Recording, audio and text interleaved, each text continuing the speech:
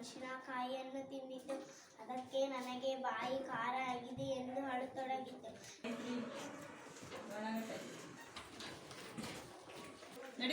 Extra ಇರೋರೆಲ್ಲ ಹೊರಗೆ ಹೋಗಿ ಅಂತ ಹೇಳಿದ್ರು. ಹೋಗುದು ಕೊಟ್ಟೋಗಮ್ಮ. ನೀನು ಚಪಾತಿ ಉಂತಿಯ ಪಾಯಸ ಉಂತಿಯಮ್ಮ ಅಂತ ಹೇಳಿದ್ಲು. ಆಕೆಗೆ ಪಾಯಸ ಅಂದ್ರೆ ಆಸೆ ಆಗ್ಬಿಟ್ಟು ಅಜ್ಜಿ ನಾನು ಪಾಯಸ ಉಂತೀನಿ ಅಜ್ಜಿ ಅಂದು ಪಾಯಸ ಉಂಟಿನ ಅಜ್ಜಿ ಅಂದ್ಲು. ಸರಿ ಅಮ್ಮ ಅಂದು ಒಂದು ಗಂಗ್ಲ ಪಾಯಸ ಇಟ್ಟು ಮುಂದಕ್ಕೆ ಕೊಟ್ಲು.